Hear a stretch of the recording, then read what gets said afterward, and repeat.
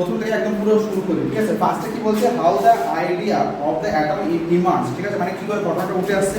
The views of the Kanad, way back in the 6th century BC, the Indian philosopher Kanad came up with the following idea. কি বলছে, আইডিয়াটা matter is non continuous, মানে not continuous মানে কি বলো? State of matter change হয়, মানে state of matter continuously change হতে থাকে না।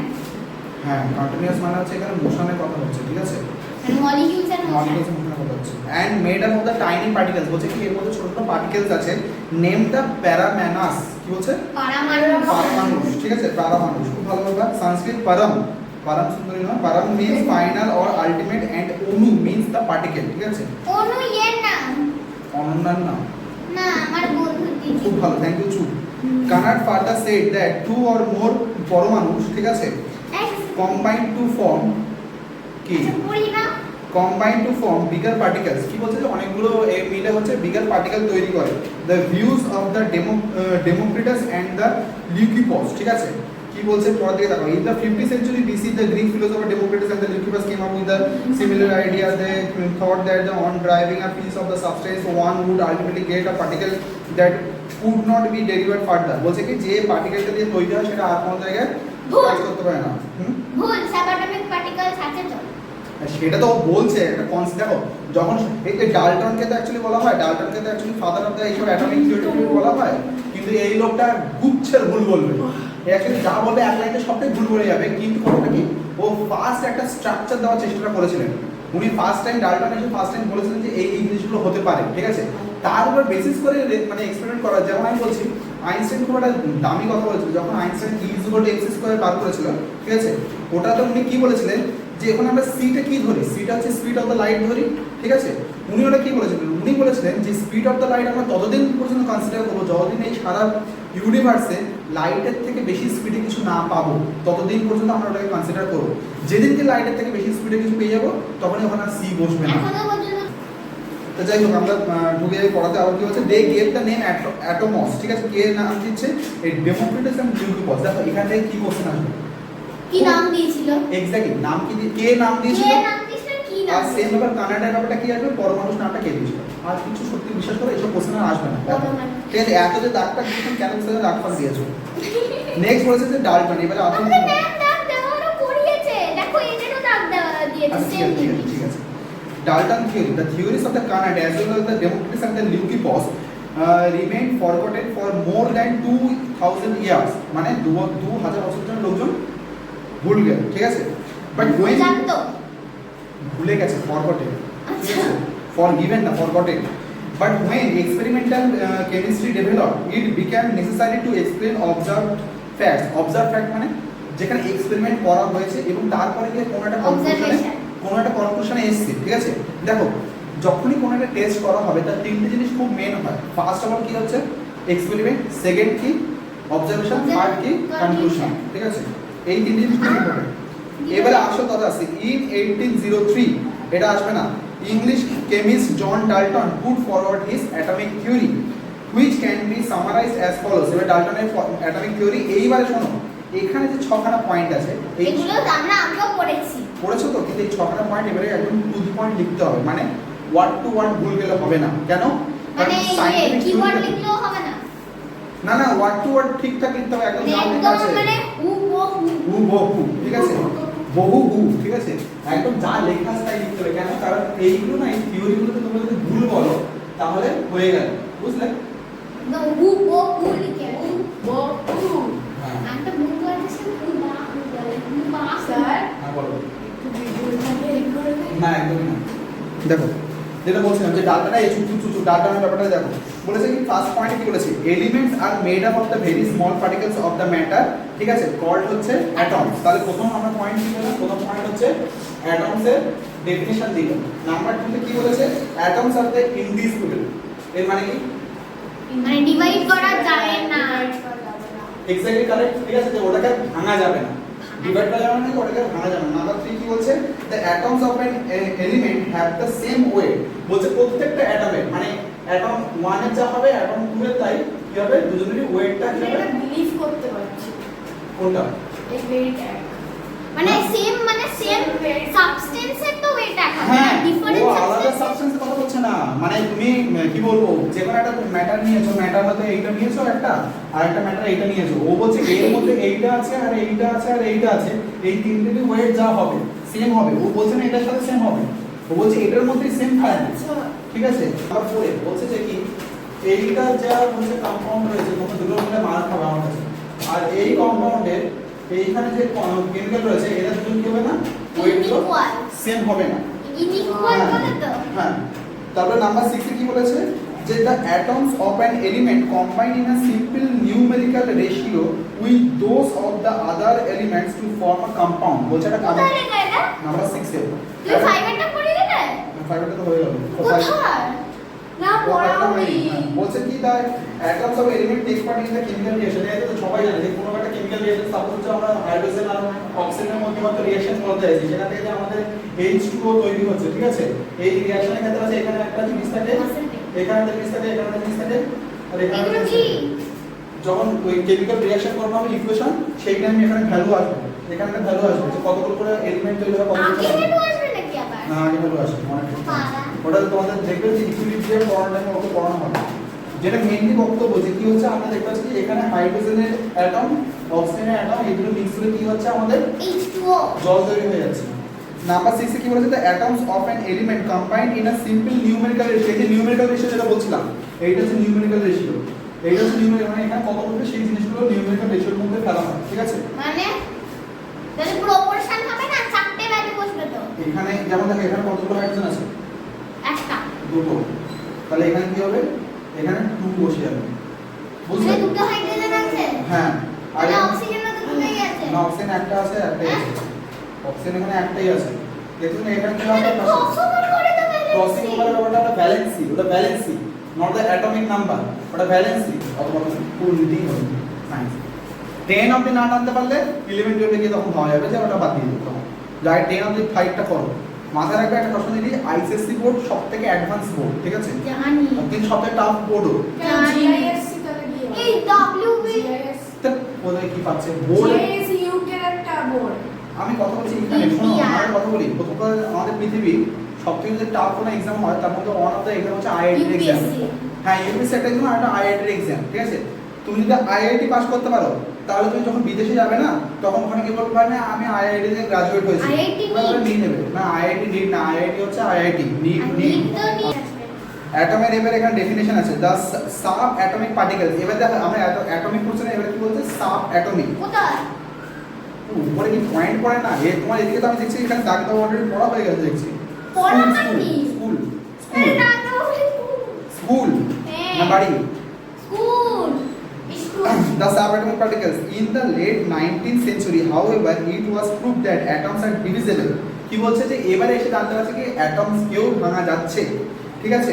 কে And বলে এটা এটা কেউ বল এখানে কে বলেছে সেটা লেখা নেই, এটা এখন বুঝতে পেরেছে লোকজন যেটা ভাঙা যাচ্ছে। বলছে কি and it was later found that atoms are made up of the subatomic, বলছে অ্যাটম মানে অ্যাটমকে ভাঙলে আমরা কি পাই সাব অ্যাটম পাই, যেটার নতুন নাম কি হবে electron proton neutron electron proton আর নিউট্রন, এদেরও ভাগ আছে আবার, সেটাও আবার পরবর্তীকালে। এবারে একটা করে আসতে হয়, এবারে নতুন জিনিস ঢুকছে যেটা বাজে জিনিস, সেটা হচ্ছে ইলেকট্রন। এই ছবিগুলো আছে ক্যাথোড রে টিউবের ছবিগুলো ঝামেলা করে দাঁড়াও একটা বলছো শোনো একটা বলছি শুনে নাও। The electron under ordinary conditions gases are bad conductors of the electricity, খুব ভালো করে জানি যে গ্যাসের মধ্যে কি হয় ইলেকট্রিসিটি যায় না, মানে আমি যদি এখানে ইলেকট্রিসিটি রাখি এখানে ধোঁয়া করে দিয়ে আমি এখানে নাই আমি কারেন্ট শক খাবো খাবো না, ঠিক আছে। But a gas becomes a good conductor of electricity if the pressure of the gas is very low. কিন্তু যদি গ্যাসের প্রেশার আমরা একদম লো করে দিই, ঠিক আছে, যেমন কোথায় লো থাকে মাউন্টেন এরিয়ায় লো থাকতে পারে, আর একটা সবথেকে গ্যাসের প্রেশার সবথেকে কোথায় হাই থাকতে পারে প্রেশার কোস্টাল কোস্টাল এরিয়া বা হচ্ছে ওশান এরিয়াতে কি হয় সবথেকে হাই হয় বা সি লেভেল এরিয়াতে। বলছে যেখানে 10 millimetre of mercury or lower, বলছে যেখানে 10 বা 10 এর থেকে কম হবে মানে অ্যাটমিক প্রেশার, সেখানে কি হবে সেখানে যদি গ্যাস আমরা দিই তার মধ্যে যদি আমরা ইলেকট্রন পাস করে সেখানে কি হতে পারে আমরা বুঝতে পারবো যে কন্ট্যাক্ট করছে। নেক্সট দেখো the voltage applied is very high, যখন ভোল্টেজ অ্যাপ্লাইডটা কি হবে মানে আমাদের এটা কত ভোল্ট পড়তো আমাদের এই টিউবলাইট হচ্ছে মাত্র 10 ওয়াটের, ঠিক আছে। আমাদের জেনারেলি যেটা ভোল্ট থাকে এই যেমন এই যে চার্জারটা আছে এটা হচ্ছে 10 ওয়াটের। আমাদের যেটা জেনারেটর ভোল্ট থাকে ওটা 5 ভোল্ট দেয়, কিন্তু আমাদের বাড়িতে যে ভোল্টগুলো লাগানো থাকে এখানে 120 বা 240 থাকে, ঠিক আছে, জেনারেটর 140 বা 220 থাকে। কিন্তু তুমি যদি রেল লাইন যাও দেখো ওখানে লেখা থাকে যে ওখানে কি লেখা থাকে 400 4000 3000 ভোল্ট লেখা থাকে। এখানে কত ভোল্ট বলছে? এখানে বলছে 10000 ভোল্ট। লেখা থাকে। এবার দেখো ওখানে কি বলছে 10000 ভোল্ট হতে হবে। কত ভোল্ট হতে হবে? সেকেন্ড পয়েন্ট দেখো ওখানে কি বলছে 10000 ভোল্ট হতে হবে, মানে এতটা পাওয়ার দেওয়ার পরেই কি হবে তুমি কারেন্টের শক ফিল করতে পারবে।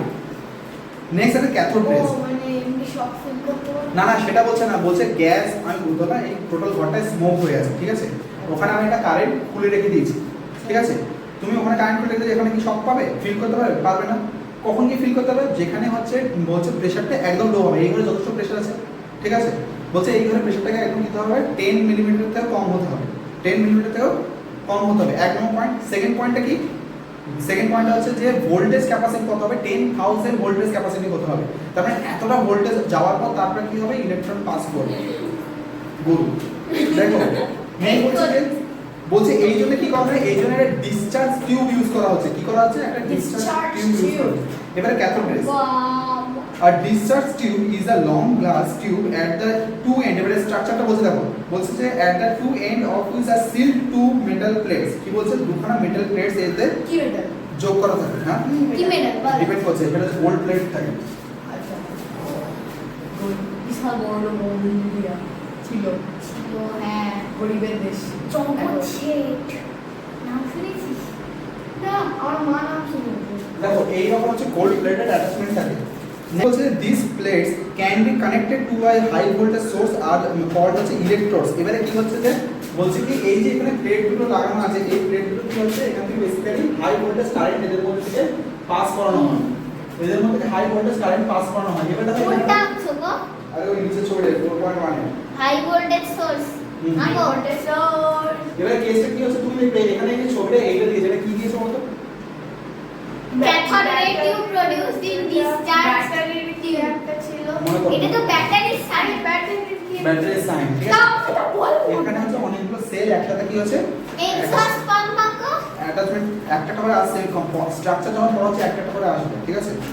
নেক্সট বলেছে কি the electrode connected to a negative terminal of source is called the cathode, ঠিক আছে, তাহলে কি বলছে নেগেটিভ এটা টার্মিনাল শিখেছিলাম ক্যাথোড আর অ্যানোড। বলেছিলাম মনে আছে। অ্যানোড মানে কি? অয়েল মানে পজিটিভ, তার মানে অ্যানোড মানে পজিটিভ, ক্যাথোড মানে হচ্ছে নেগেটিভ, ঠিক আছে। There is also a side tube which can be connected to an exhaust pump. এবার কি হচ্ছে exhaust pump দিয়েছে, কি হচ্ছে? Exhaust form. হ্যাঁ এখান থেকে কি হচ্ছে ছোট একটা পাম্প এখান থেকে নামিয়ে দেওয়া হচ্ছে, ঠিক আছে। এটা কি? এটা দেখি সেই স্পিকারগুলো লাগবে ধরে কথা বলে না। এখান থেকে একটা এক্সস্ট পাম্প বেসিক্যালি নামিয়ে হচ্ছে, এখানে একটা স্টপ কক রয়েছে বেসিক্যালি, ঠিক আছে, স্টপ কক রয়েছে, এটা হচ্ছে এক্সস্ট পাম্প এখান থেকে রয়েছে। এবারে কি বলছে? আচ্ছা এখানে অ্যানোডটা ড্র করবে, এখানে অ্যানোড এটা আর সরি এটা হচ্ছে ক্যাথোড আর এটা হচ্ছে অ্যানোড, ঠিক আছে। নেক্সট কি বলছে? আচ্ছা কেন ইউজ করা হয় এক্সস্ট পাম্প, কেন ইউজ করা হচ্ছে? Use for lowering the pressure. এবারে আমরা কি বলেছিলাম যে দুখানা কন্ডিশন কি বলতো? দুখানা কন্ডিশন কি ছিল? একটা হচ্ছে তোমার ওই 10000 ভোল্টের উপর কারেন্ট আরেকটা ওটা একটা বল, আরেকটা না দেখছি না, এইরকম করলে হবে না, মনে রাখতে হবে। প্রথমটা কি হতে হবে যে একদম লো প্রেসার হতে হবে, 10 মিলিমিটার থেকে কম হতে হবে। তো সেইটার জন্য কি হচ্ছে আমার 10টা মাথায় এসেছিল ইউনিট মাথায় রাখবে কি তাহলে এক্সস্ট পাম্পটা কেন দেওয়া হয়েছে যে এখানে লোয়ারিং করা হবে। কি লোয়ারিং করা হবে? প্রেসার। প্রেসারটা যাতে লোয়ারিং করা হয় সেই জন্য। মানে কি ইলেকট্রিসিটি পাস করে? কোথায়? না ইলেকট্রিসিটি পাস ওখানে কেন করবো? মানে প্রেসার পাস করার জন্য। বলছেন এখানে একটা স্টপ কক লাগানো আছে। স্টপ ককটা কেন লাগানো? স্টপ কক মানে বুঝছো? দেখো বাড়িতে যে তোমাদের জলের পাইপলাইনটা আছে না, ওখানে দেখবে একটা রেগুলেটর দেওয়া মানে আছে। ঘুরিয়ে দিলে কি কোথাও দাঁড়ায় না। হ্যাঁ হ্যাঁ কোথাও জল দিয়ে যাবে না, কারণ ওটা স্টপ কক। তো সেরকম হচ্ছে এটা কি দেওয়া থাকে, এখান থেকে প্রেসারটা বেরিয়ে যাবে। নেক্সট হচ্ছে when a high voltage is applied across the terminal, যখন হচ্ছে কি হয় টার্মিনাল দিয়ে হাই ভোল্টেজ পাস করানো হচ্ছে and the pressure inside the tube is কত হচ্ছে? প্রেসার কত হচ্ছে দেখো 0.01 থেকে 0.001 মিলিমিটার অফ মার্কিউরি। কতটা প্রেসার এখানে লো করে দিয়েছে। the end of the tube opposite the cathode starts glowing, বলছে কি এবারে গ্লো করতে পারে। this phenomenon is called the fluorescence। কি বলছে? ফ্লোরোসেন্স আমি অলরেডি এবারে তোমরা একটা ফ্লুরোসেন্স একটা আলো পড়েছো, ফ্লুরোসেন্স লাইট অলরেডি পড়েছো।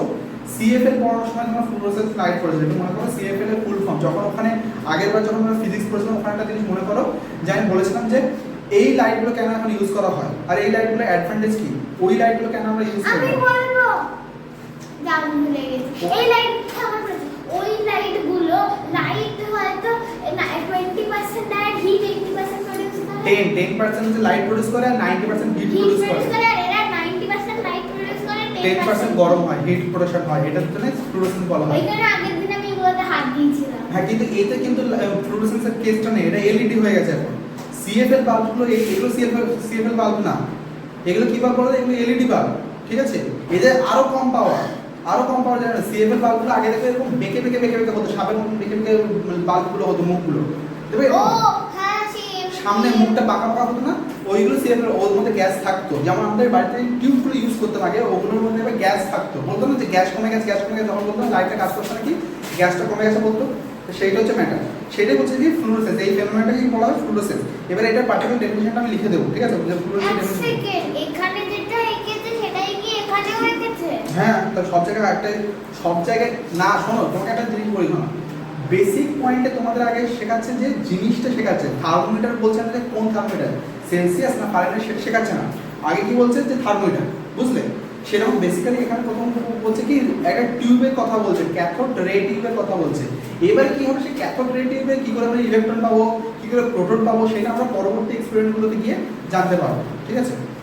তো কি বলছে যে investigators have shown that some invisible rays starting from the cathode fall on the opposite wall of the tube causing the fluorescence.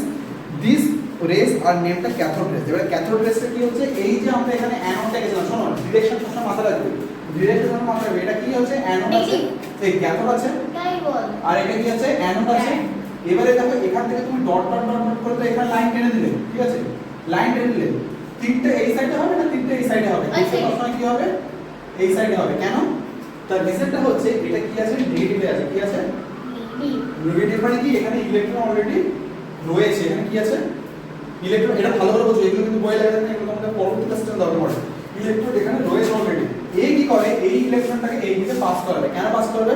কারণ এখানে ইলেকট্রন নেই, এখানে ইলেকট্রন নেই, তাই কি করবে, ওইটাকে ব্যালেন্স করার জন্য এখানে পাঠাবে। যখন এখানে পাঠাচ্ছে তখনও দেখতে পাচ্ছি যে এখানে ইনভিজিবল কিছু রেস কাজ করছে, যে রেসগুলো আমরা ওই ক্যাথোড রে টিউবের সময় ইউজ করে থাকি, তখন কি হচ্ছে ওই রেসগুলোকে কি বলা হচ্ছে, ক্যাথোড রেস বলা হচ্ছে।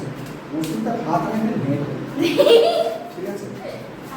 যাই হোক, নেক্সট বলছে the characters of the cathode race, sir J Thomson, এই একটা গুরুত্বপূর্ণ লোক, স্যার জে থমসন, ঠিক আছে? and others found the cathode rays have the following characters. এবারে ক্যারেক্টারগুলো কি কি আছে, they originate at the cathode and travel in the straight line. এরকম আমরা কি করছি, এখানে দেখতে পাচ্ছি স্ট্রেট লাইন যাচ্ছে, ঠিক আছে? তুমি বলছো ডট কেন দিয়েছি, কারণ এটা ইনভিজিবল লাইট। আমি বলে দিচ্ছি কোশ্চেনটা কি হয়, যে ওরা ইনভিজিবল লাইট আমরা ডটের লাইন টেনেছি। কারণ দেখো তুমি জানো ম্যাথ বলে অ্যাকচুয়ালি পৃথিবীতে কিছু হয় না, ম্যাথ গোটা ব্যাপারটা কি হয়, ম্যাথ গোটা ব্যাপারটা কি হয়, ইমাজিনেশনই হয়। মানে 1 2 3 4 এটা আমাদের সুবিধার জন্য আমরা এই রকম একটা জিনিস আবিষ্কার করেছি, যেগুলো আমরা কাউন্ট করছি। আমার কোনো সুবিধা হয় না না সুবিধা তো হয়, কি বাজে কথা বলছো, সুবিধা হয়, একদমই হয় অঙ্ক করতে সেটা আলাদা কথা। দেখো ওর এক্সপ্লেনেশন দিয়েছে, কি বলছে, when an object is placed in the path of the cathode rays a shadow of the object falls on the wall opposite to the cathode. কি বলছে দেখো, যে এখানে যে ক্যাথোডটা আছে, ঠিক আছে, সেই কি হচ্ছে অ্যানোডের দিকে যাচ্ছে, এখানে যে ক্যাথোডটা আছে সেই কি হচ্ছে অ্যানোডের দিকে যাচ্ছে। এখানে ক্যাথোডটার ক্ষেত্রে আমরা কি লিখেছি, এটা আমরা কি লিখেছি, ক্যাথোড লিখেছি, সি লিখছি, আর এদিকে আছে কি অ্যানোড আছে। আমরা সেটাই বলছি যে ক্যাথোড থেকে অ্যানোডের দিকে যাচ্ছে, এই লাইনটা আমরা দেখতে পাচ্ছি, এই লাইনটাকে কি বলছে স্ট্রেট লাইনে আছে, ঠিক আছে? নেক্সট কি বলছে নাম্বার 2 তে, cathode rays are a stream of the particles. কেন পার্টিকেলস, এই যে রেসটা তৈরি করা হচ্ছে না, এই পার্টিকেলস বলছে, এই হ্যাঁ এই রেসগুলো কি বলছে, পার্টিকেলস দিয়ে তৈরি, কি হচ্ছে বলছে যে আ লাইট প্যাডেল হুইল, ঠিক আছে, a light paddle wheel placed in path of the cathode rays rotates, this shows that some particles strike the plates of the wheel. মানটা কি বলছে দেখো, ছবিটা কি বলেছে, এখানে ওই একরকম ঘোড়ার একটা জিনিস দিয়েছে, যেগুলো হচ্ছে অটোতে দেখবে মাঝে মাঝে ইউজ করে, যখন খুব হাওয়া হয় তখন ওটা বন করে পাক খায়। আরে ওগুলো তো ইয়েতেও ইউজ করে, ওয়েদার রিপোর্টে, হ্যাঁ আর মুভি থাকে উপরে, হ্যাঁ ওই ডাইরেকশন দেখার জন্য আগেকার দিনে লাইটগুলো হয়। হ্যাঁ হ্যাঁ, তো এখানে কি কেসটা হচ্ছে, এখানে দেখাচ্ছে যে ওই যখন আমরা হুইল ইউজ করি তাহলে কি হচ্ছে, ওখান থেকে স্ট্রাইক হয়ে যাচ্ছে, মানে লাইটটা ওখানে লেগে কোথাও একটা ছিটকে চলে যাচ্ছে, ঠিক আছে? সেই সেখান থেকে আমরা কি জানতে পারছি যে ওইটা একটা স্ট্রিম অফ পার্টিকেলস। বলো এই ক্যাথোড রেগুলো কোথায় থাকে, তৈরি করা হয়েছে? কিন্তু কোথায় কোথায় লাগানোর জন্য তৈরি করা হয়েছে? যেমন টিভিতে সিআরটি বক্সের যে টিভিগুলোর নাম কি? Cathode ray tube. Cathode ray tube, CRT বা ক্যাথোড রে টিউব ওখানে হ্যাঁ ইন্টারেস্ট লাগছে না তো? শোনো আমি একটা কথা বলি, সেটা হচ্ছে ক্লাস 8 এ তোমরা না সায়েন্সটাকে অ্যাকচুয়ালি বলতে গেলে সবাই শেখা শুরু করলে। ক্লাস 8 এ না সায়েন্সটাকে সবাই তোমরা শেখা শুরু হ্যাঁ, করলে। দিদিগুলো বলছিল যে সায়েন্স খুব ইজি ক্লাস। হ্যাঁ ইজি তো, তোমাদের অ্যাকচুয়ালি ইচ্ছাটা হচ্ছে না। যখন আসলে প্রথম ব্যাপারটা তো যখন আস্তে আস্তে লাইনে আসবে না তখন সব, যেমন বায়োলজি তোমাদের কি আছে প্রথমে হচ্ছে বোটানি দিয়ে শুরু করিয়ে দিয়েছে। বোটানি যেটা পছন্দ হয় না, আমরা যদি অ্যানিমাল দিয়ে শুরু করতাম ভেরি ভালো লাগতো, কিন্তু বোটানি দিয়ে শুরু করানো আছে।